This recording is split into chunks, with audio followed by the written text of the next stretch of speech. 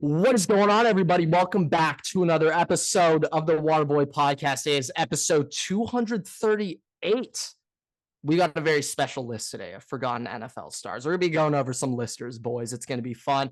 College Football 25 ratings have dropped for the top 100. Everyone and I are going to have to break that down deep. We're going to have to get deep into those. And then, we have to sound the alarm on the Los Angeles Dodgers. I am It's repping. more than an alarm. It's like a tornado siren. I really wish I was back at SC right now so the fire station could pull out right now. I really wish we were back, but damn it, we're not there anymore. I miss the fire station so much. Yeah. So much. Yeah. But we might have frauds. To post up right outside, like set up one of the Buffalo Bills folding tables. Oh, yeah. Sit there and do an episode. Definitely more likely than not, we'll probably have to join the Bills Mafia. Well, there might already be a Dodgers Mafia. That's not the legal name for the Dodgers Mafia. It's also probably not a legal. It's probably either. Just the entire right field section of Dodger Stadium. It's just the Mafia. Just anyone sitting in the right field, watch out. Don't mess with them. It's the same guys who are like the Raiders hat collective of Los Angeles is also probably in the Dodgers Mafia. Yeah. And I will just say though, I love those fans. Those are they're fantastic. Those are the fans that get the boys. Those are the guys are throwing the ball back if it's hit by the other team.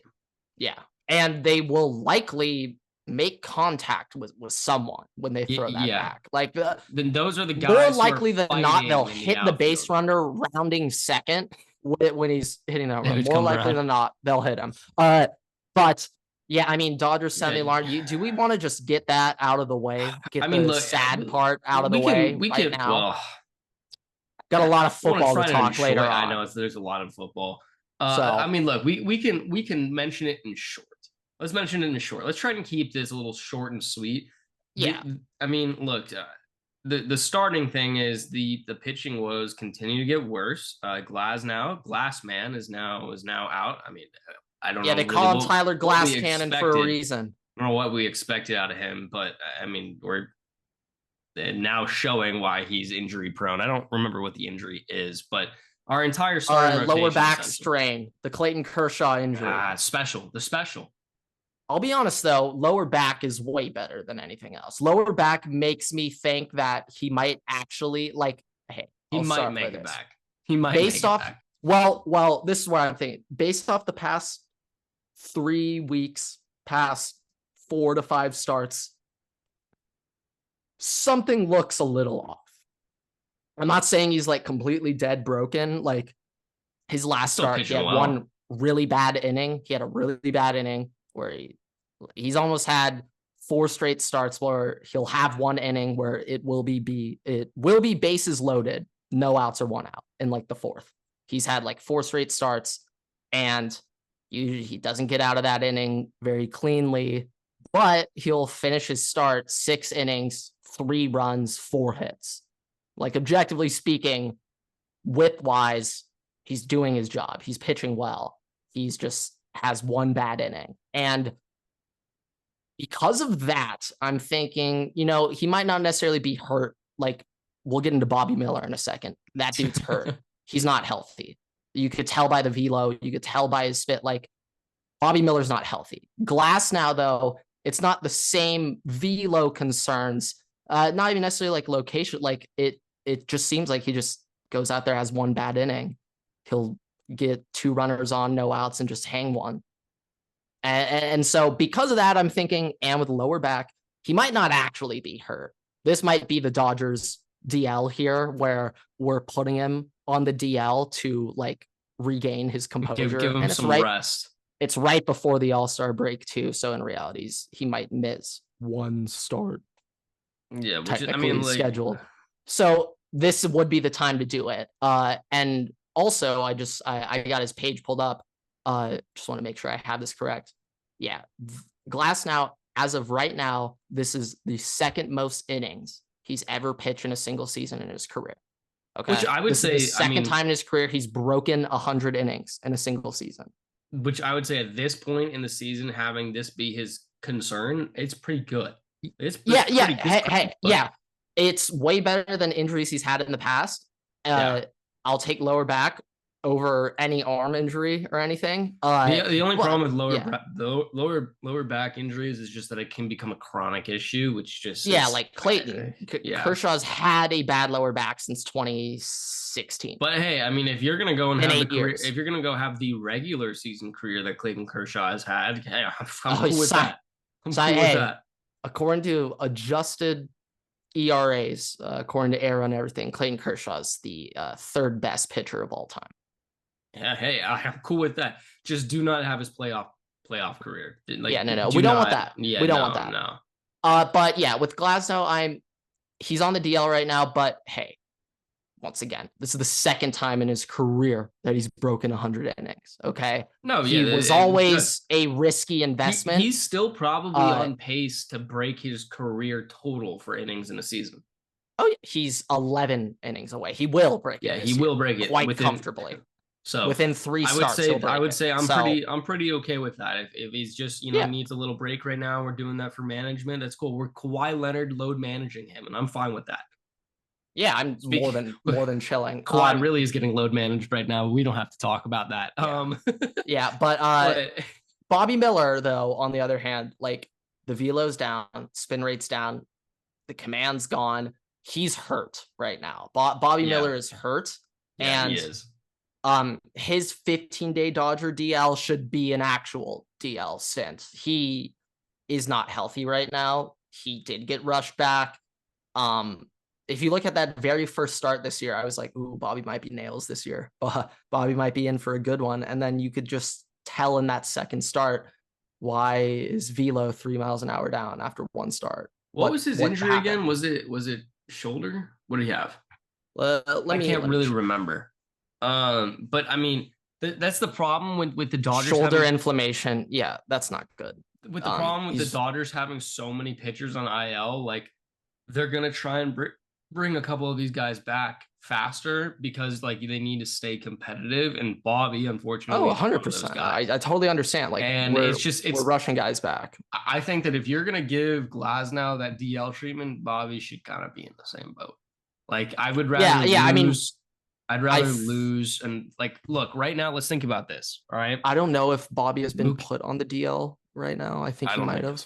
I don't know. But I mean, let's think about it this way. All right. Mookie is out. Muncy is out. Glasnow is out. Yamamoto is out. Half of our bullpen is out. All right. If there's any time for us to conserve players, now would be that time. Now would be the time. I am so with you. Also, just for reference, everybody. Now the Dodgers, you just went over all the injuries, the concerns we have, and I 100% agree. The problems are all real. I'm about to get into the next 2 pitchers after this real quick, but despite all of these mishaps, the Dodgers are tied for the largest lead in their division as of right now in the MLB. 7.5 games. 7.5 games, a little over halfway through the season, is essentially division wrapped. For the most part. Who's second right now? Padres. Padres. Okay. Yeah. So Padres are 7.5 back. D-backs and Giants are tied 10 games back. I'm very much not concerned then at all. Like, if we don't make any moves right now, we're still finishing first in the NL. Yeah, I mean, that's fine. Also, like, will we be the number 1 seed? Probably not. But like, we just went through the Brewers. We'll be the 2 seed. We'll get a bye in the first round. Which right we now, probably don't want, to be honest. Now, before the All-Star break, by the way, so there's 5 games left before the break. All right. Yeah. Next week we play Philly right now. We play them today and tomorrow. I guess when this is being uploaded, it'll just be today. But after that, our series is at Detroit. If you're telling me you don't want to fucking rest Bobby and just like have your guys that are important, Max getting a start. Let the like you are minor crazy. Leaguers get starts. Dave is fucking batshit if he does not want to go that route. Is that in Detroit also? It's in Detroit. Okay. Yeah. I mean, we should have a nice little time there. So yeah, no, that's like right now. Here's the thing. Right now, okay, tonight on Wednesday, Stone is pitching. Thursday, Knack is pitching. All right. We don't have anybody for the first game in Detroit. But after that, we're calling up dudes. No, after that, right now, Paxton and Bobby are the two guys on deck to pitch. Why? They are listed? They are listed right now to pitch. Okay. Bobby being the last game before the All-Star break. That I do not understand whatsoever. Of why you would want to give him the minimal amount of rest if you're going to play him, period, makes no sense to me. He should be getting, like, Paxton can pitch. That's fine. I don't really give a fuck. But that last guy before the break, just literally could be a fucking AAA kid. Just pull him up. Like, it does. Yeah, and the other night we had a lefty make his debut, and I actually kind of liked his pitch mix. He was throwing like 97 as a lefty starter. Those don't come around very often. And it's like, hey, like we might just have also, I mean, realistically, what's going to happen moving forward, like we're a bullpen game. We're going to have a random ass pitcher that me and you have never heard of in our lives over the next 3 years. And they're going to pull a Catman. They're going to pull a Tony Gonsolin just out of nowhere, just put up. Now, I know Gonzo had like a borderline Cy Young season, but like they'll just put up a 3.1 ERA 1 year. We're like, who the hell is this guy? And then he'll just revert back to shit. But like for 1 year over the next 3 seasons, we'll just have some guy come up and deal. I mean, I just like that. This last game of the first half really should just be a bullpen game. Like that's my opinion. I just maybe. I mean, I can also game. I mean, you call somebody up, they probably pitch the first 2 innings, and then you're gonna go after that. Yeah, my one thing is like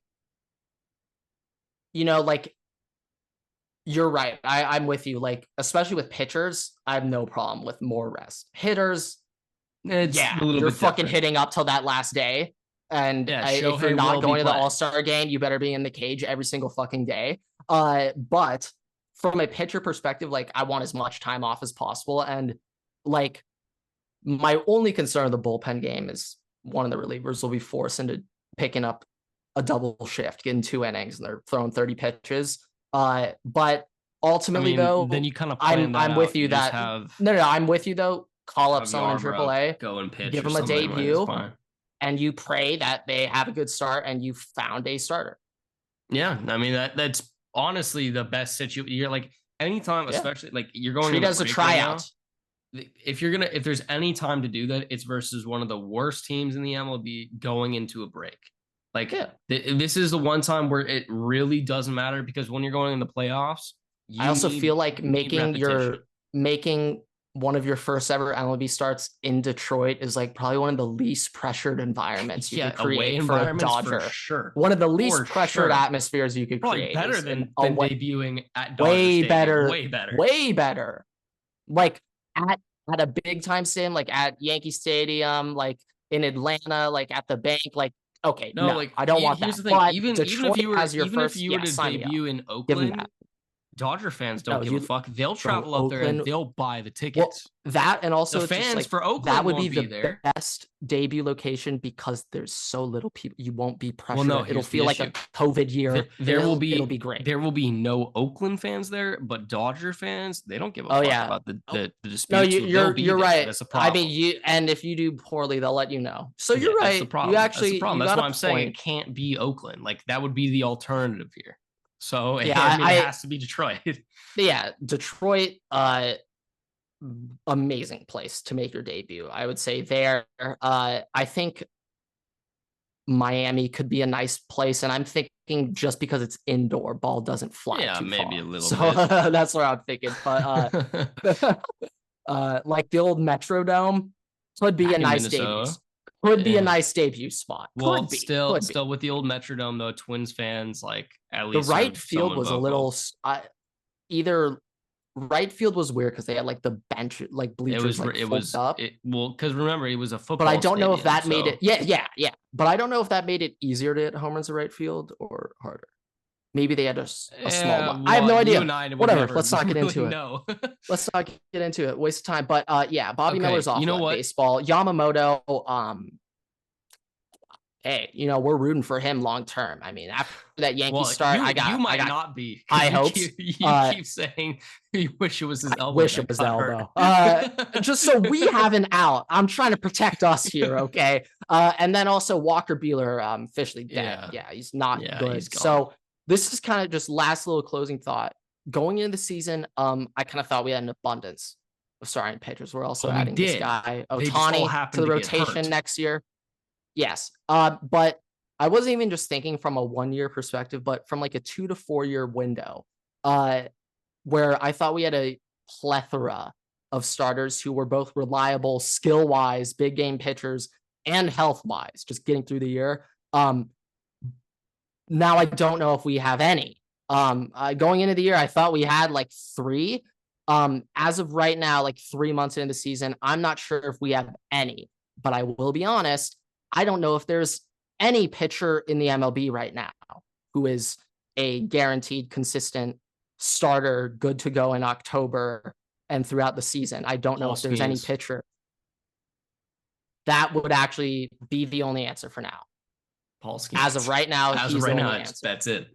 Yeah. And he's can't trade for him right now. So that's the only answer. And with that in mind, maybe we're okay. We don't need to go after Crochet. Like I was saying for the past few weeks, like, even if we added Crochet right now, the 2, 3, 4 starters, I have no idea how healthy Glasnow and Stone as a 3 starter. I have no idea. Let me bank this idea. Let me ask you this question, unrelated to pitchers. All right. Marlins have basically said that Jazz Chisholm is going to be for sale this trade deadline.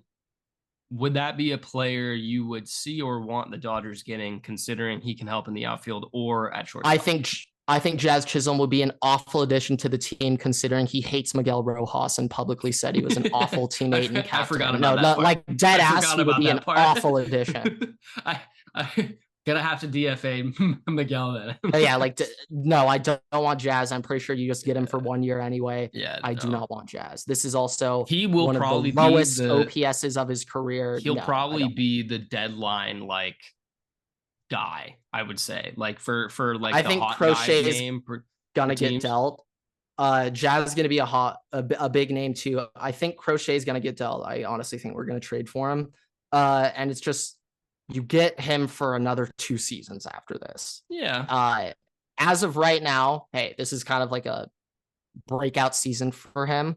I don't know if he's going to be able to sustain this long term. Another reason why I'm not too excited on going for him. But as of today, if Garrett Crochet was on the Dodgers, I would be the most confident in him long term having sustained success. So from that angle, I wouldn't be necessarily mad if we traded for him. If we trade for him, though, don't think that means we're winning the World Series. Think of it as a long-term move. Think of it, we give him for 2 more years. That's the big value. Don't think about the World Series Crochet think about it next year. Yeah, next year we add Ohtani. I'm saying this year, even if we add Crochet, I don't know who the 2, 3, 4 starters are. So it's even if we added him, am I that confident we're going to win it? No. Look, at all. Next year, though, the World Crochet, Series, Ohtani, Yama, Glasnow. The World Series this year, and it goes for every year.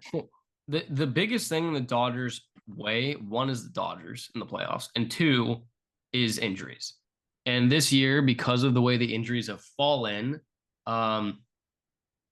Dodgers were going to make the playoffs, but, the ability to win the World Series or make it there is going to be contingent on those 2 things. 1, the Dodgers' ability to play in the playoffs because it's the Dodgers, they get in their own way. But 2, even bigger, even more so, is the injuries and which pitchers come back. If Mookie comes back from his fractured hand, when Muncy comes back. I've heard he's progressing pretty close to being on his way back, Mookie. But he's already doing fielding drills and stuff. The point being, though, is the pitchers, the bullpen, those guys need to come back healthy.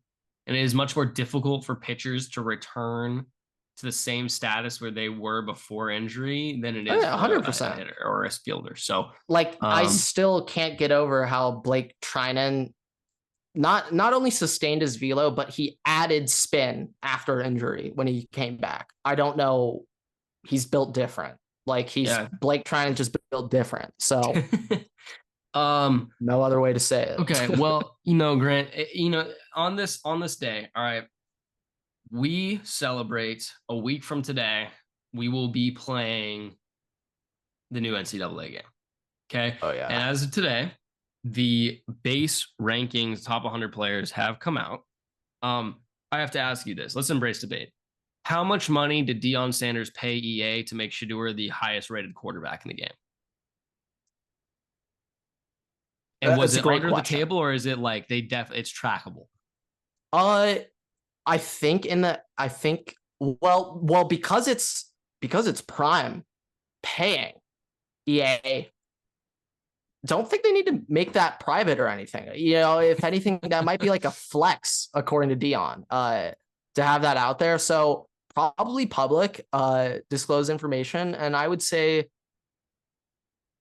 well, he's just tied with Carson Beck. Remember, I mean, he's listed as for no, I know. So it's also not just the tie, but it's to have Shedeur listed as number one. Yes. I agree. All right, like so with that in mind, transaction there. With that in mind, I'm saying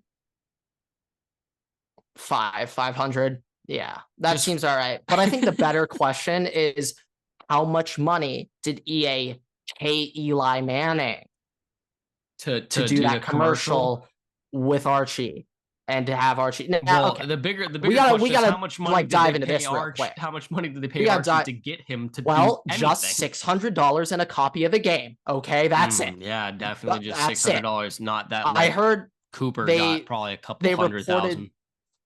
Oh, 1,000,000%. But I heard they reported like something 50 to 100K to film that commercial for Archie. Like that's Eli was definitely way more. Yes, yeah. Eli was definitely way. I think the payment to Eli, which then was funneled back to Archie, I think that was the real payment here. Okay, like I don't know how much Eli, because Eli meant like now, that's not. I'm cheap. gonna be so, honest though. I'm gonna be honest. If you're having the opportunity to do anything with the Manning brothers, not having Peyton do the commercial when like Peyton's the same one that like they couldn't afford Peyton. They couldn't afford Peyton Everett. Peyton's value had to be way up there. So I'm just like, I don't know what they paid Eli, but that money was then directly funneled back to Archie, 100%. And that was the real payment here. Like that was the real thing here. But 100%. Yeah, I mean, just yeah, you know, that was 100% big Arch Manning who's been like. Now, look, I'm just going to say great publicity. Pulled out of the game. Then we'll be right back in it the week before it comes out. Everyone will only be talking about you. Let's do it. It's also just perfect. Little to know Deion Sanders was going to pay EA to boost ratings, but it was also like the perfect amount of like cringiness, just like so deplorably bad that it worked. It worked. Yeah, I mean, I need to know what his rating is. No, I know. I got no idea. See, here's the difference. No idea what it could money, but at least the Mannings have the wherewithal to be like, look, just give us something around like an 80. Even better for Arch if you make him like a 70 overall. Like make him want to work for it. Like better. Deion on the other hand, Deion's like maybe one of them in there saying that, but I know Big Arch is saying, well, Archie Manning, he should be the highest rated player in the game. I'm just saying, Deion was over there. He was like, look, if you Shedeur and Travis Hunter both need to be at least top 2 in their position. If not, I'm taking them both out of the game. Shiloh, do whatever the fuck you want with him. He can be an 81. Shiloh, just get him in the game, please. Just have him in there. But for Shedeur, Shiloh, I know he's an 8th year, but just get him in. Get him in. But Loki, I think his first year was like 2018 South Carolina. So like Shiloh's been playing for a minute. But well, I mean, it's just oh my god. That it's just hilarious to me. Yeah, I love seeing the Archie Manning stuff, that news coming out and everything. But with these ratings coming out, I just kind of had some quick reactions, some thoughts that I want to get over real quick. My very first thought, seeing all of it, well, this doesn't even have to do with the ratings, but I love how EA said they will update rosters throughout the year. Yeah, they had to clarify that because they don't like doing that with Madden. So and also like with Madden, I swear they'll pick like 3 teams a week, and those are the teams they update. That's it. I'm like, You what might the get hell a is face this? scan once by the end of the season. Maybe. I mean, Maybe that's asking a lot. If you ask nicely. No, not even. If you ask nicely, then that's well, now they're definitely not giving folder. They're definitely they need a major complaint that people on Twitter start realizing, then they'll address it. Oh yeah, you mean franchise mode, but then even attention, then they'll do the bare minimum. So no, they're not fixing that. But with these new ratings, what made me happy was seeing first knowing that ratings can adjust. You know, we didn't have any 99s, didn't even have any 97s. I thought we were kind of a lock to have multiple 97s. That's kind of the standard in past games. Yeah. But I like how they're not doing anything crazy. I will also say to a slight degree, compared to past years and the talent that was in college football, I wouldn't say there's quite as many big name guys this year as past years in terms of coming into the season. And so from that lens, yeah, it would make sense that we don't see any 99s. I would say like the 99s. The way I was thinking. Go ahead. Yeah. No, go ahead. If the game came out last year, where would Caleb Williams have been rated coming off a Heisman year? I think at minimum, would have been a 99. You know, look, I would say Caleb Williams probably be 98, 99. Marvin Harrison Jr. 98, 99. Like I think that if you have a player that like is so absurd, like going into any year, like obviously it's based off the last year, right? Like that's kind of the way that all this works. Yeah. So the only players that should ever be in contention for a 99 is if they had some coming off a Heisman year, coming off a Thorpe, a Biletnikoff. Like it has to be a historic season, right? Okay. And I think I think one of those things has to be like historic season, and you have to have won Biletnikoff or Heisman or quarterback, whatever. Like Lefty Dick Strong quarterback of the year award, right? Like you have to get something big achievement. So like here's my thing. If Caleb Williams had that season, but he somehow lost the Heisman, Caleb Williams is a 98, not a 99. You need that Heisman, get the little extra. Sure. Like, that's just I'm with opinion. That. Like I think though, and that's I like how ratings can adjust. But that's also how I think, it should be, if you have multiple players, like let's think about it this way. Malik Neighbors in contention for the Biletnikoff, right? Let's say, just thinking about it this way. So let's say Marvin Harrison Jr. and Malik Neighbors, Romo Dudze, just thinking about this last class, right? Let's say that those would be considered the upper echelon of wide receivers for this season. Let's just disregard everybody else. Just look about it in this small little picture, right? It's just 3 wide receivers. Okay.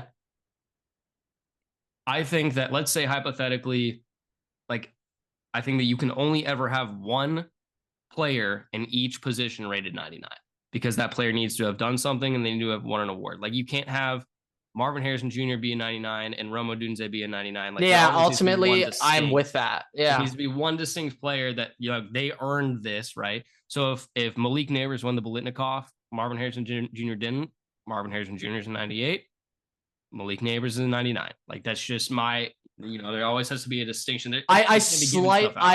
With the overall premise, I do ultimately agree. I will say, there have been some awful awards given out to No. For reference, this past year, Malik Neighbors 1,000,000% deserved the Biletnikoff over Marv. But the year before, Marv definitely deserved the Biletnikoff over Jalen Hyatt. Okay, so there, it goes back a lot, but I'm not saying ultimately I'm with you. I'm just saying, as a general premise. That goes the same for Madden, by the way. Like, I don't like the fact that there's like 6 fucking players and not 6 players. There's like 3 players, 2 players in the same position that are 99s. I'm like, well, that's like also they're like literally the Madden 99 club. Like that is their marketing. No, yeah, they need to have 1899 overall players because that is their market. Like there should always be one true guy. This is the guy number 1 overall. You can't have a tie. Like that's just not how it works. Maybe for third place you'd have a tie, but number 1. I'd say I for the most part I am with you on that. Yeah. So, for like a 99, 98, 97, those top tiers. For like tied 95 overall, like Carson Beck Shador, I don't care. That's fine. Yeah. But because we all know it shouldn't be Shador, but that's it's fine. Just looking through all these though, I'd say there were a couple that I thought were warranted, deserved. I'll start off with this. The number 1 player, Will Johnson, 96. I have absolutely 0 complaints at all about that. If I'm thinking of a player at their specific position who is probably the best player in college football at their individual position, I would probably say Will Johnson. So real quick, that dude was clamping guys as a true freshman. Can you pull up the quarterback rankings that they posted today for me? Because today we are going to be doing a comparison, Grant. Corner or quarterback? Quarter. QB. Today we are going to be doing a comparison. This is from April 4th. All right. You posted your top 10 rating predictions for the quarterbacks. Oh, shit. I did. I totally forgot. I'm going to tell you what yours are, and we're going to compare them. Did I post team ratings too? I'll check that after. Yes. I'll check that after this. I believe so. But we're going to go through that. Okay. Wait, just making sure I got. Yeah, they only listed the top 100 players, right? They didn't list like just top 100. 10. So okay. I don't know how many. Yeah, I have the top 100 quarterbacks. Yes. There's top 100 quarterbacks, or just I have all the quarterbacks in the top 100. So yes. There you go. So how many are there in total? That's the first thing. 5, 6, 7, 8. Okay, so we'll go from 8 to 1, disregarding 9 and 10, which is Cam Rising and Cam Ward. I don't think either of them are on the list. Okay. Nah, did not make the cut for either of them. So at 8, you had Jackson Dart at 92. So I overrated Dart on that thing. But Dart overrated everybody, but yeah, no, everyone. Dart is the 6th best quarterback according to college football, though. So I underrated Dart. Let me go through this and let's compare it. Okay, let me go through the whole list. Say them all. 8 is Jackson Dart at 92. Drew Allers 7 at 93. Noah Fafita at 6, 94. Jalen Milroe 5, 94. Dylan Gabriel at 4, 95. Quinn Ewers at 3, 96. Carson Beck at 2, 97. Shedeur Sanders at 1, 98. All right. So ranking wise, I nailed the top 5. All right. Did you actually get the top 5 in order? Jalen Miller, Dylan Gabriel, Quinn Ewers, Carson Beck, Shedeur. Yes, I hit that on the head. So I'll give myself a mini pat on the back. People were saying, "Why the fuck is Shedeur going to be number 1?" People were disrespecting you. I just want to say, I'll be honest. My reasoning was I really thought he was going to be on the cover. I'll be honest. That was why I thought it too. So we got a Colorado guy on the cover too. To be fair. Yeah, so. That was why I thought that. I will be honest. I'm shocked Jalen Daniels got it. That's shocking to me. They made it. Caden Salter, I get Liberty was sick and all last year, but what the fuck are we fucking blown out by Oregon, dude? They played nobody. Talking about I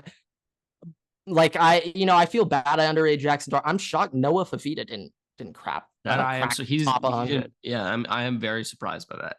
I thought he 100% deserved it. Who was some other names at the back half? Half.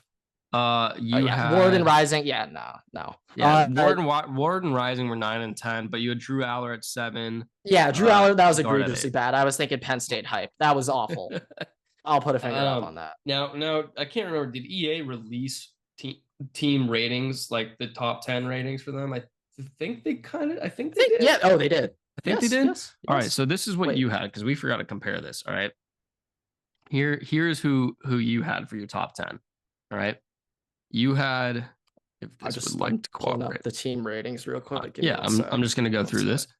Penn State at 10, 91. Missouri at 9, 91. Notre Dame at 8, 92. Ole Miss at 7, 93. Michigan at 6, 93. Bama at 5, 94. Oregon at 4, 95. Texas at 3, 95. Ohio State at 2, 97. And Georgia at 1, 98. So obviously over did it a little bit. I may need you to mini go through that again. Yeah, team ratings I had very wrong. I'll just go 10 to 1. Penn State, Missouri, Notre Dame, Ole Miss, Michigan, Bama, Oregon, Texas, Ohio State, and Georgia. Okay, so here's the list that they have from 10 to 1. Utah's the 10th team. Utah, Penn State, LSU, Notre Dame, Clemson, Texas, Alabama, Oregon, Ohio State, and Georgia. Everyone knew Georgia and Ohio State were 1 and 2. Hey, you got Ohio State and Georgia. What shocks me the most out of all those is that Michigan did not make their top 10, especially knowing that the developers are Michigan But also, fans. how the fuck did LSU make it? Yeah, that one kind of shocked me as well. Notre Dame, I get that. No worries there. Notre Utah, Dame, you had it too.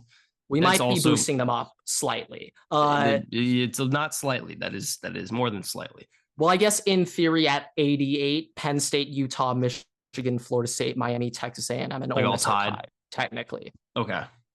Fair. So, yeah. Fair. Okay. Okay. All right. You know, honestly, not too. I'm gonna give myself a pat on the back again for getting the top 5 dead accurate. But you know what? That's enough of that. No more shout outs for me. I will say one thing I also noticed about this game, though, with the updated rosters that has me interested. I think there's a couple of guys on here where I think they're just bound to increase and jump up. One of them, I don't even know his rating, and we talk about him a lot on here, but like Miller Moss is going to go up 7 overall throughout the year when people just know who he is. That's one example I could think of. Like another guy I can think of potentially rising is like, there's a lot of second-year guys are going to get starting spots. Well, correction, it'll be tough for like a couple of guys to move up. Like the one guy that I'm thinking of, holy shit, why can Evan Stewart at Oregon just transferred from A&M? He's like already like a 91. That's a guy though where now that he's at Oregon and he has a quarterback. Yeah, no, I'm horrified of Oregon. I think at the same time, you're going to see guys probably decrease in ratings because, like, I mean, Trevion and I think Trevion probably is kind of bound to decrease. They're both going to decrease because they're splitting carries. Like it's bound to happen. I can see though Quinshon just not. I could see like cover athletes just static whole year. We're not dropping. I think the one guy who's definitely Donovan Edwards will not drop no matter what. The guy who is going to be static no matter what is Shedeur, because the bag man will keep showing up to EA headquarters and he's just not going to move. Yeah. I wouldn't static. He won't decrease. He'll definitely be at least a +1 by the end of the year. Probably. You know, like they could go 3 and 9 and he'll increase. Yeah, I mean, if they take a step up from last year and go 5 and 7, they'll definitely get an upgrade. 99. He'll be the only 99 quarterback. 6 and 6, yes. 5 and 7, 98. Hey, make a bowl. Colorado. Make a bowl game first. You got to earn that 99. Yeah, that's the difference maker, not the Heisman. You just need to make a bowl game. That's the Colorado limitations. Some of the things I was like kind of happy. I didn't think they were actually going to get Caleb Downs at 95, but they did. So shout out to them. I will also say shout out Malachi Starks. He's an absolute dog at Georgia. I also want to say 1,000,000% deserve that 95. I'm proud of the fact that EA they put Tetero and McMillan, they put Luther Burden, like guys from schools that are a little bit less not recognized but just paid attention to. They made sure that those guys actually got the rating that they kind of deserve. So I'll say for Luther Burden, he was like the number 3 recruit in the country coming out of high school. So I would say he does warrant that respect. True, but I'm just talking about the schools because they typically, especially with Madden, they like favoritize certain teams. So I'm just happy that they did not necessarily go that way. Yeah, no, 100%. Sure. I will say Missouri overall is egregiously underrated. They essentially returned everybody except Cody Schrader, and they're I don't even think in the top 25 in team ratings. Like they essentially just said, "Oh wait, Missouri? Oh shit, yeah, Missouri's in the game. Wait, guys, did we? Oh shit, we had them as the preset 60 overall all around team. Damn it. Yeah, Missouri. Absolutely. Like I don't know what the dev team was looking at. They literally return everybody but Schrader. And I know Schrader was a key part, but still, they return everybody. So that one was a little suspect to me. I would say another thing that just personally as an Ohio State fan that really bothered me, Everett, was I did not see JT Tuimoloau on here. Now, Jack Sawyer was ranked as the 29th player. Yeah, I knew you were going to react to that. Have you seen Jack Sawyer play football? If we're talking Missouri Jack Sawyer, sure, I'm with that. Missouri Jack Sawyer would be the 29th best player in college football. But Jack Sawyer as a whole, no, he's not the 29th best player in college football. No, he is not. I hope he can become the 29th. If he is the 29th best player in college football, oh yeah, Ohio State Natty is coming. But I know he isn't, so that's why I'm not fully dialed in 100% Natty this year, just like 98% confidence. But JTT is not in the top 100 in Everett. There's some rumors floating around the Ohio State spaces that JTT did not opt into this game, and he will not be in college football 25. And really? I'm starting to think a little bit, you know what? I guess in theory, I'm not fully aware of all the opt-ins and opt-outs. Yeah, but here's my question. When did these rumors start? Was it only after these rankings, or have they been around for a while? They've been around for a little. And you know, it'd be a bummer. I can still move on with my day though, but it'll be a bummer if he's not in the game. But I was just thinking, well, we won't know, and EA won't say until they won't. Yeah, they won't tell you who opted out. The one nice thing about all of this, I'm slightly worried we might get some, maybe not stars, but here's the thing: starters that are opting out across the board. Besides guys who are like really young, like that are not going to be going to the league like immediately. So we're talking like freshmen right now or something like that are stars, right? If those guys don't opt in, that's one thing. If I'm saying if there are known stars that are freshmen or like maybe sophomores who are not going to the league right away, then that maybe sucks a little bit more. But like the whole point of college football, like an Archie Manning. Yeah, but the whole point of college football is these guys are going to be immediately replaced. So like ultimately Jack Sawyer, whoever else, like the whole point is like you're not going to care. You're going to play a season, maybe two, and then it doesn't matter. In Madden, you might care more if like you're fucking starting left tackle there forever. Yeah, 100%, right? Like they're there. That's your fixture. So yeah, I would say like one thing I'll say though is that like I'm literally just thinking back to NCAA 14, the amount of I was just obsessed with the current Ohio State team at the time, and I would just I mean like run through until they all graduate, restart it. I mean, I'm gonna know exactly which one of you guys at Tulane decided not to opt in. I'm just gonna say so. I mean, like I know, like it's the same thing. Like start calling guys out right now. I will. But it's kind of like the same thing. Like, I mean, I know the entire depth. I know everybody on the team at Tulane. So like for me, if I go through the roster, I'm obviously gonna notice things. Like I get that. It's the same thing for me with Madden. Like in high school, I knew at least I think 2017 Vikings, I knew every single player on that team, every single player on the 50-man roster, right, or 53-man roster. I could tell you the position, their spot in the depth chart. Would that be your niche trivia? 2017 Vikings probably would be my niche trivia. But I could literally go through the whole depth chart from left to right, everything, and I'd have it. So if I would notice if my third string left tackle was not in the game, like I would be annoyed by that. So I mean, I get it. But the nice thing is this is replaceable. Speaking about Madden, speaking of the NFL, let's wrap up with this, Grant. Today, our game, I guess this is turning into kind of our new segment that we're doing going into the season. We got a little game, I guess trivia, whatever you want to call it, whatever we're doing. Today is basically forgotten NFL players. You can say stars, whatever. Let's not say stars. Let's not have that. The only requirement here, no stars involved here. The only requirement is that they have to be known. Okay. They can't be like, I'm talking about Stacy Coley, who was a 7th round draft pick and didn't start a single game for the Vikings, right? They have to be known and they have to have started some period of time, right? Like they have to have been a starter for some period of time. Starter or played a large role, something. Yeah, or in the league for a while and just notable playing time to warrant. Yes, to warrant consideration. Remember that name? Yeah. Him. Yeah, Wow, pretty much right now we're going over the most average NFL players you could think of. Okay, so we're not talking about stars. Okay, we're not talking about great players. When we're not talking about really bad players either. We're talking about your average run of the mill. Do not worry. Kenny Galladay he's also on the team. Kenny Galladay did not make this list. Do not fret, Giants fans. All right. But Grant, to start us off, I'm gonna set the tone here. Peyton Hillis. Oh, okay. You just cut me off, but I'll set the tone here. Peyton Hillis. Yeah.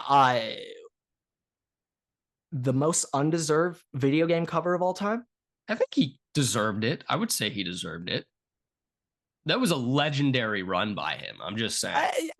But just objectively speaking, now I'm just looking at the perspective of selling a video game. Cleveland Browns running back Peyton Hillis is not quite the guy I'm looking for to sell this video game. I will say, I'm going to be honest. I think Madden 12 might be the best Madden ever. Though. Phenomenal game. So it doesn't matter. I'm not coming at the game. Clearly, it did not matter. I'm coming at the head of marketing. Hey, I'm just saying, maybe them having a little bit of a lesser known guy be the cover made them make the game better. And we need to go back to that. Like maybe they focus more time making the game good, knowing that their cover athlete could take away. Maybe I need Tyler Algier to be the cover athlete for next Madden. Like maybe it needs to be a Isaiah Pacheco. Maybe it needs to be a Chase Edmonds. Okay, there we go. Yeah, just give me one more to just really cringe. Just really get in there. Really dive deep. Yeah, no. I just wanted to hear a name there that literally makes my skin want to crawl. But Zamir White. Oh yeah, Zamir White Madden cover. why over the past 3 days, I'll see like twice a day just a picture of Zamir White working. Where did this come from? Like is Zamir White's agent paying off like Twitter users to post Twitter accounts to like what's going on here? Like what is this? But okay, forgotten NFL stars. I got a name here. Well, not stars. Oh yeah, we need to cut that. Yeah, I'm going to just quickly delete that word off of the page so I never say it again. NFL players. Average NFL players. My first one. Alfred Morris. I mean, talk about a one-hit wonder. I wouldn't even say he was a one-hit. He's a Redskins legend. Like that, I believe it was his rookie year. He put up 1,700 with RG3. You want to talk about a fantasy winner? Monster. Alfred Morris. Monster. Alfred Morris. Okay. I have one for us here, Grant. Okay. I have more than one, but I have to get this name off. Chad Kanoff. Has to get it off. And I'll be honest, his career was cut short by COVID. Okay, if COVID didn't happen, there could be a different outlook. But a very different outlook. Wow, at one point in time, we should have known. We should have known when reports were coming out to us that he was beating Chosen Rosen in camp. Something was off. Something was off. Harvard Westlake's finest. If I remember this correctly, he is Princeton all-time leader, career passing yards. I think he's like top 5 in Ivy League. We could have put him on the peaked in college list. Yeah, that would have been literally. Yeah. Certainly would have applied much better to that list than this one, but hey, we always got to shout out a legend. Shout out a legend and Chad Kanoff. For an NFL player, I'll never forget what he did in the choke 28-3 Super Bowl, what he did to Malcolm Butler. Taylor Gabriel, oh my God. Tay Gabe will always have a special place in my heart. I will never forget the meme of, well, actually, I'm remembering the meme. I thought it was Malcolm Butler on the ground with the Fortnite guns all around him, like he just got knocked. That was actually Brandon Cooks when he got headshotted. That was where that meme was. I kind of forgot, put them together. But yeah, Taylor Gabriel. Okay, that's a good one. Kerryon Johnson, Grant. Oh, wow. Now, yeah, Kerryon. I will always have a special place in my heart for being the Wildcat Auburn quarterback for that one season. Yeah. But that's a phenomenal shot right there. Also, I'm pretty sure Kerryon's like 26. Yeah, and I believe out of the NFL. So yeah, he's gone. That part I was very confident with the Lions. So first 2 years there, you really like, oh my God, they found the running back of the future. And then they drafted in the second round, fell off the face of the earth. Then they were like, hey, let's do the same thing with DeAndre Swift. What happens? He's there for about 2.5 seasons, 3 seasons, fell off the face of the earth. He's gone. And then it worked with Jahmyr Gibbs. So, hey, well, third time's a charm. And now you just jinxed it on my third time's a charm. No, Gibbs already certified effort. Well, Gibbs so was Kerryon Johnson his first year. Well, there were some more concerns there. I would say there's more positive outlooks looking for Jahmyr Gibbs. Just at the Lions as a franchise outlook, like a 2-year perspective from when Kerryon was there and everything. Was Matt Patricia Carry On's head coach? Yep. Because Everett, then he gets a major pass for all during of that this. Tenure. Yes, I believe he was. He gets a major pass for all of this now. That's the reason he's no longer in the NFL. Okay, fair. Hey, offensive guru Matt Patricia, former Patriots OC legend. Don't forget that. Yeah, but okay. Next name that I thought of, and I really just love saying this name, Ben Jarvis Green Ellis. Oh my God. I mean, when I think of like my earliest NFL memories, that's a name where it's just Ben Jarvis Green Ellis. Yeah. You want to talk about a forgotten NFL player? That is the pinnacle of it. That is right there. Mo Alley-Cox will be there someday. He's getting there. He will be there. He'll get there. He will be he'll there. Earn that. He'll earn that spot on the list one day. Not quite there, but he'll get there. Okay. He needs to put a couple more good training camps, and then maybe he can get it. Okay, Grant. Julius Thomas. Ooh, wow. Yeah. Name I haven't thought of in years. Great one. All right. Now, whenever I think about him, Orange Julius, DQ, like I'm just thinking about Jaguars run, old, mobile, and then you had his run on the Broncos. I have no idea. I mean that one Julius, that one Julius Thomas Broncos run. I think he insane. Had like two games that year where he put up like hat tricks. Yeah. And he was just the greatest tight end. Yeah, and then they try to follow that up with a Vernon Davis Broncos run, and that didn't really work out too well. But for some reason, I have scratched that from my memory. I have zero recollection. Yeah, he was on the Broncos. Davis he tried a Super Bowl chase. I think he tried a Super Bowl chase like year before their Soupy. I'm guessing. No, I think it was Soupy. I think it was the year Vernon Davis had. I think it was the year they lost. Maybe it was a year after. Yeah, got destroyed by Seattle. It was one of those things. I think he was Soupy chasing, but I'm not entirely sure. Yeah. Okay. All right.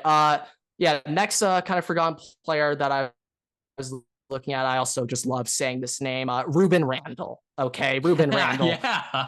Rolls off the tongue so well. I looked it up. He only played for 5 years, and his last 3 years were his best season. So I don't exactly know what happened to Ruben, but yeah, Ruben Randall, that's the name. You just call it. He wanted to go start making. He was just like rookie contract. I really hope he started Rubens after he retired. It's just a Ruben shop. That's all I could ever ask. That's a nice easy business to get into with your last name. Exactly. Fair enough. Grant, I'm gonna go with Jake Long. Wow. Okay. These. We're now just essentially just a nostalgia segment right now. I just have a little unlocking memories. We're unlocking memories. But when I was going through, I just had a little run of Dolphins players, so I'm just gonna quickly go through them all. Oh, there's a lot. There's a lot of Dolphins. There's a lot. I got one that may count, but here I'll let you go. Matt Moore, legacy run there. Chad Pennington, don't forget Big Chad over there. We have Jay Cutler's Dolphin run, legacy run. All right, I can't say Jay Cutler standard. I can say Jay Cutler Broncos, and I can say Jay Cutler on the Dolphins. But Jay Cutler Bears, that's a notable player. That's a memorable player. Well, memorable not in the best way. Jay Cutler Bears is actually disrespectful to the list. So bad he doesn't warrant being an average player. I gotta take him out. Yeah. But that was kind of my little short. I mean, I had mini Dolphins I was thinking of that may count. Brian Hartline. I did not quite realize he put up back-to-back 1,000-yard years, but I don't think he warrants it. He's not being a notable coach right now. I think that's it's a little bit. I wasn't even thinking from that angle. I was just saying like he's not even like a cool enough guy to be memorable. Like Brian Hartline. No one ever says that. Grant, I got one for us. D'Angelo Hall, the guy D-Hop nuked on the Redskins, and that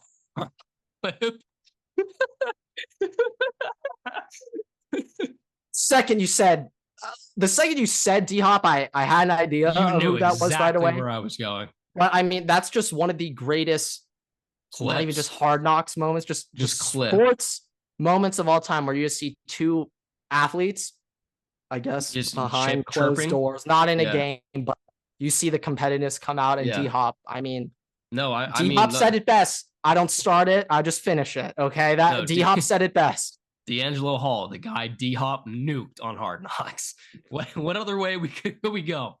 I mean, it would have only been touching if they held that practice like at FedEx Field when he tore his Achilles, but it was definitely just at a random practice field. But that would have been very fitting if that was on FedEx. But okay, next name, another guy that I honestly absolutely adore this player when he played. I loved him so much on the Steelers. Former number 1 pick in the XFL, Martavis Bryant. Martavis Bryant. Yeah, I will never Raiders forget. legend, actually. Raiders legend. I'll never he was one of those first receivers out of Clemson to really get the train rolling between D-Hop, Sammy Watkins, him. They really got the train rolling with receivers there.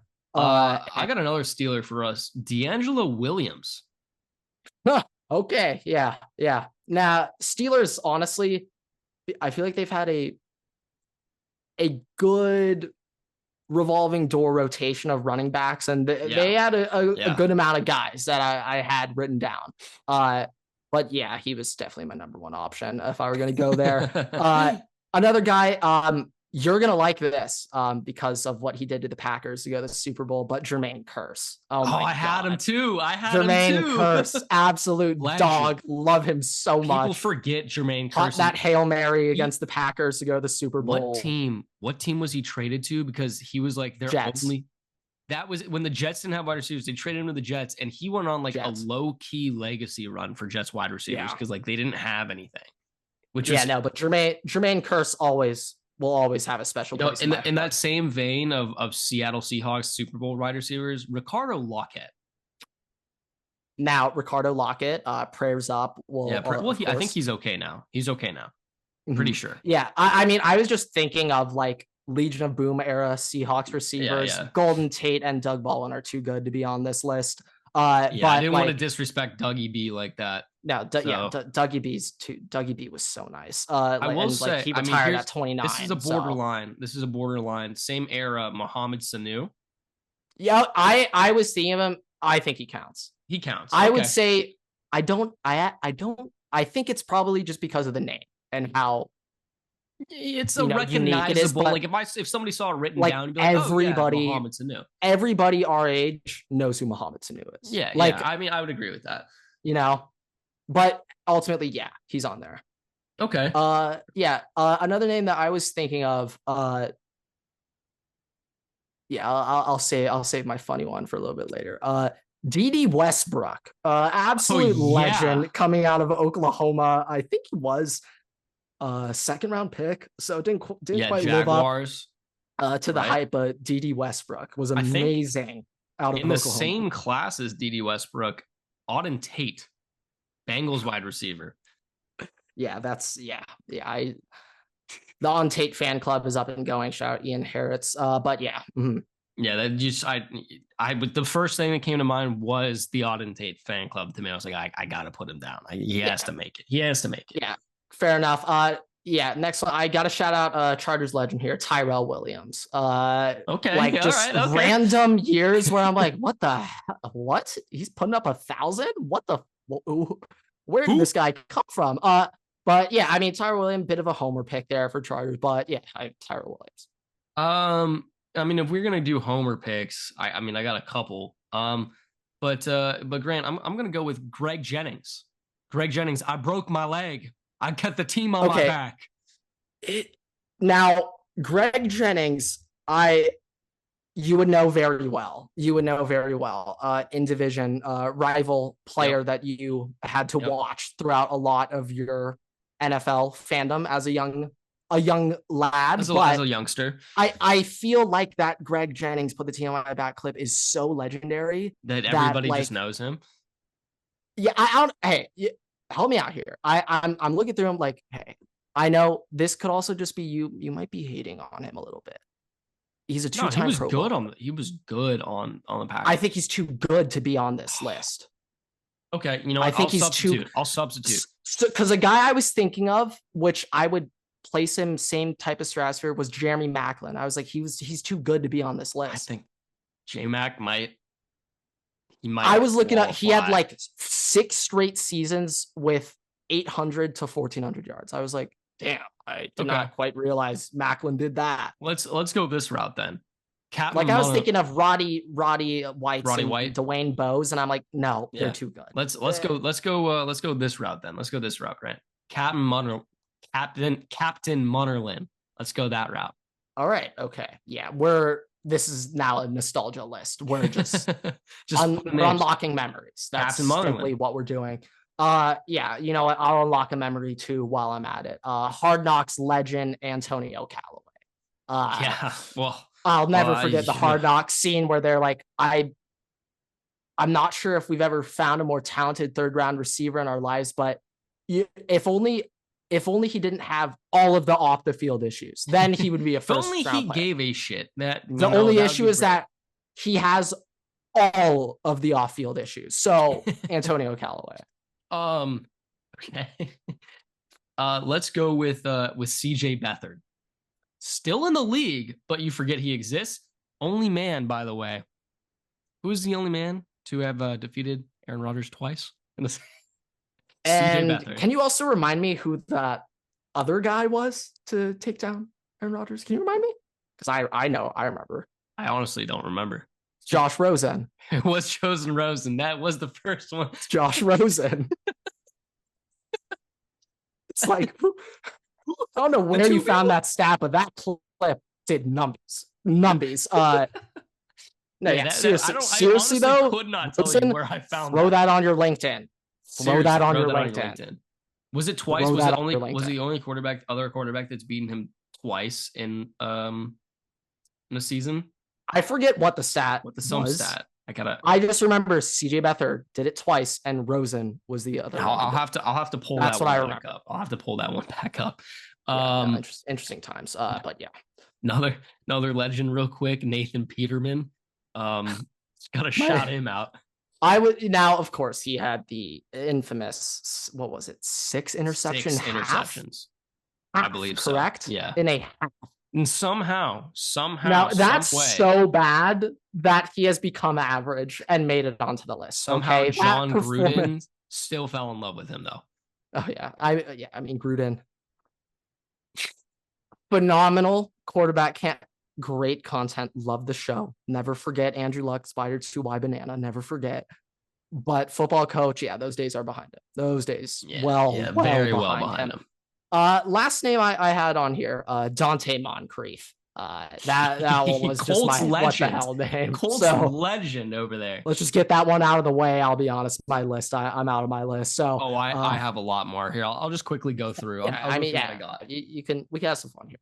Okay, we can have some fun. I got a lot of names left. Okay.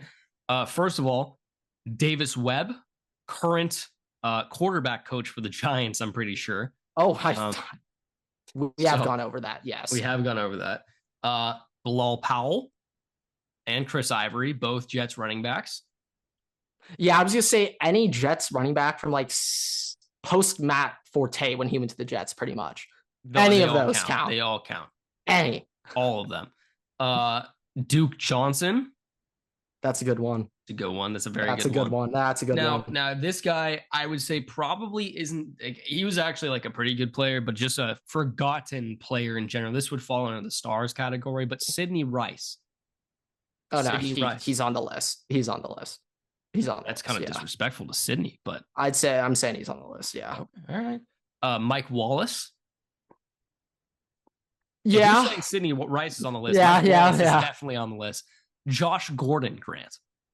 Oh yeah, 100%. Now I didn't have him on because I was thinking those couple years were so goated. He might be too good for this, but ultimately, yes. That was my thought, though. He might be too. He might be a ball player. Might be too good for this list. Danny Amendola. Yeah. And also lacrosse legend Chris Hogan. Yeah, Hogan. Both there. 100%. Both there. Yeah. Cameron Brate, Grant. Yeah, we'll take that definitely one. We'll there. take that one. He's definitely forgotten. There. Yes. Christian Kirksey. Yeah, we'll take it. Yeah. Matt Asiata. Yeah, okay. That's a homer pick. But I'll give that one to you. CJ Anderson. Now I'm thinking he might be. This is the thing I was trying to think. So he was on the Panthers for a little bit too, right? I feel like he's had multiple 1,000-yard years. But here's my question. Here. He was on the Panthers for a little bit as well, right? So he was on Panthers and Broncos. Was he on the Broncos when they lost that Super Bowl, and then was on the Panthers when they lost the Super Bowl, or was he on the Panthers when they lost Super Bowl to the Broncos, and then he went to the Broncos? And he was on the Broncos for both the win and the loss. And then went to the Panthers? When he was on the Panthers, that was post Cam Newton Super Bowl era. Gotcha. Okay. All right. Looking at his stats, he is on this. Yes, he is on this list. This is a forgotten quote star, but not necessarily Jonathan Stewart. Yeah. He's on there. Mark Ingram. I feel like there's just so many running backs in that era that I'll just kind of clump in together. Mark Ingram. Now, Mark Ingram, I kind of feel like was pretty nice. Like, yeah, I mean, he was ish. He started for them for a little bit. He has, 8,000 career yards. Yeah, okay. All right. Too good for this. Yeah. Danny Woodhead. Yeah, he's there. Ryan Matthews. Yeah. Zach Mettenberger. Did he ever actually play? I know he was on the Titans. He was on the Titans. He played for them. But like, I mean, I just remember LSU legend Mettenberger. Yes, LSU legend. Yes, Landon Collins. Wait, I'm sorry. I'm going back to Mettenberger here. I'm not sure if he counts. Okay, did he not 10 start? Career starts in the NFL, which is he started. But awful. That's disrespectful to the list. No, disrespectful to the list. So bad. He's not. No, yeah, I mean, we're looking for average here. Yeah. There's, they had at least 1 week where they were really good. Yeah, fair. Would Malik Hooker make this list then? Was that disrespectful to the list? Yeah, I guess he would make it, but I would lean more so towards disrespectful to the list. Dontari Poe. I'm not. I feel like that's a ball player right now that we're talking about. I feel like we're talking ball player. He did throw a touchdown. He did throw a touchdown pass. He's notable. 2-time Pro Bowler, second team All Pro. Definitely not ball player. All right. Final guy that I have, Grant. Orleans Darkwa. Yep, 1,000,000% on there. I don't even need to look at the stats. That's one where the name is so funny. You're on the list. He's there. Yeah. He's there. Like him. Yeah, Orleans Darkwa. Like an Isaiah Crowell, a Tevin Coleman, an Amir Abdullah. Damn it. That should have been one of the first one off the board.